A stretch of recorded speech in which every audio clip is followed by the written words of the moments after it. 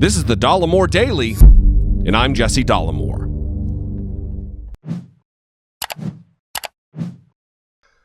So, people are losing their damn minds because Gillette, the razor company, just released a commercial disguised as an aspirational type of public service announcement. And in it, there are scenes of some men and boys behaving badly, followed by scenes of men doing the right thing and standing in the gap for others, both men and women.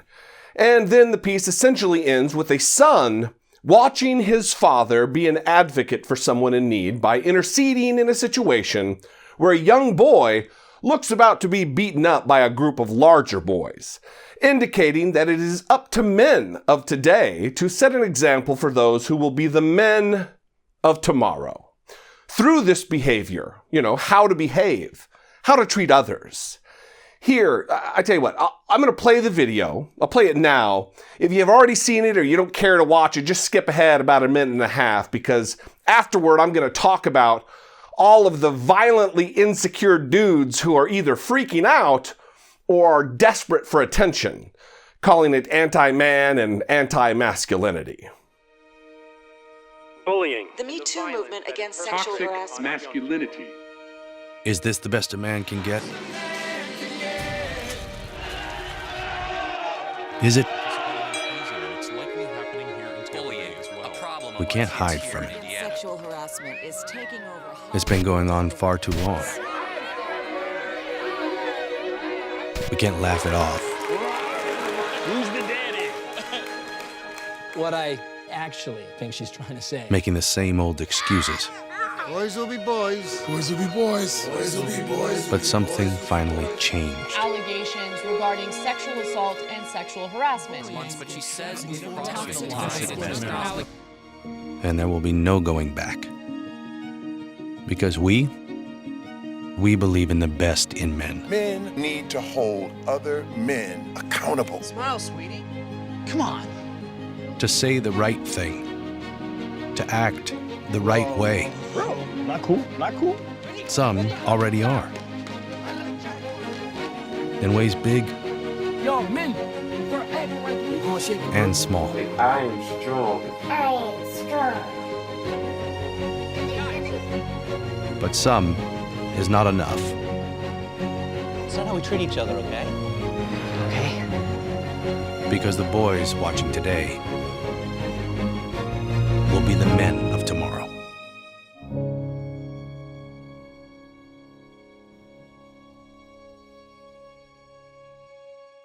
So, that very touching 95 seconds of film was living rent-free in the minds of morons all day yesterday.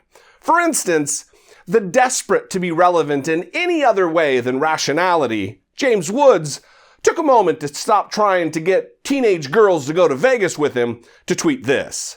Quote, "So nice to see Gillette jumping on the Men Are Horrible campaign permeating mainstream media and Hollywood entertainment.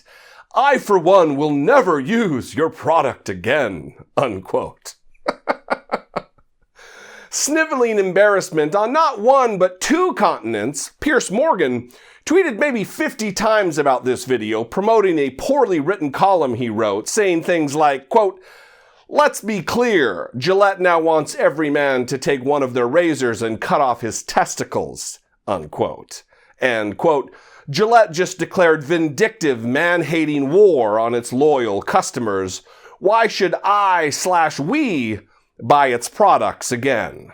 Unquote. And then there were those in the intellectual dark web crowd, and those who really, really wish they were, who are nothing more than snake oil-selling, disingenuous culture war grifters. The incoherent, rambling Jordan B. Peterson delivered a shockingly pithy thought, tweeting, quote, "Maybe men should just start getting better by refusing to purchase anything from Procter & Gamble," unquote.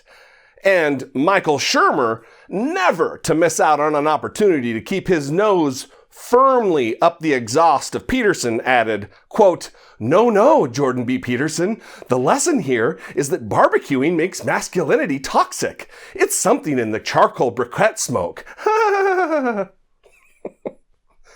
Ugh, shameless.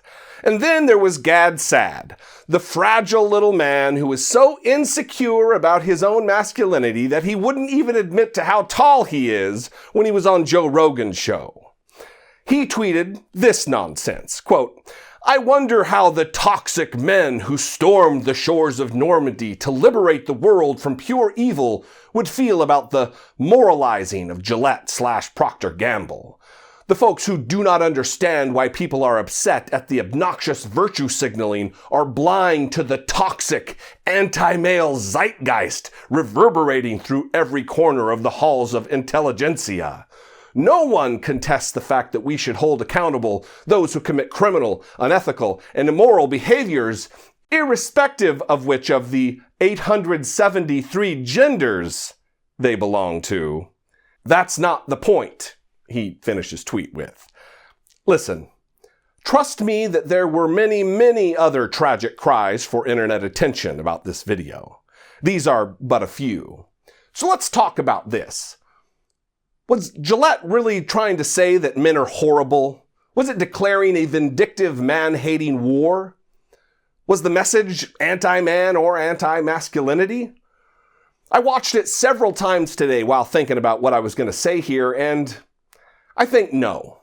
I don't feel like a war is being waged against me, but maybe that's because I actually served in the United States military and I don't so flippantly use metaphors about war or invoke the brave and selfless sacrifices of the United States Marines who came before me in service. The ones who stormed the beaches of Normandy.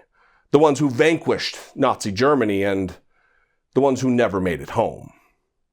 I'm not some wannabe masculine man who is afraid of his sensitivities. I don't avoid my vulnerabilities or act as though I've lived a mistake-free existence. I certainly try my best to be my best, to live my best. And part of being the best man I can be is to show compassion for those who are oppressed or abused. To use my voice, my power, whatever power I have, and my influence when I can to right a wrong or to tip the scales in favor of someone in need. Not just standing up for other men, but advocating for women in this world as well.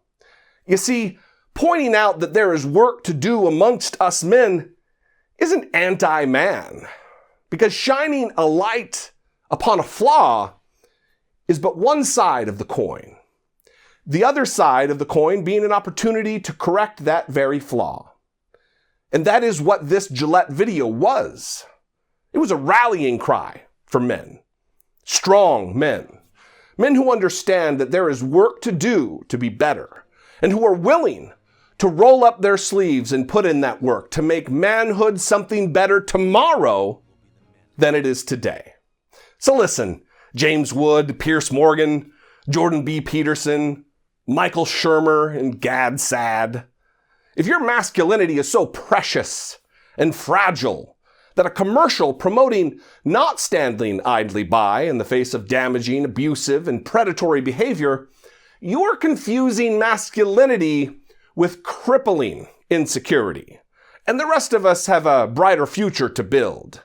And with regressive jackasses like you around, constantly trying to drag us back, you're just making that job tougher than it needs to be.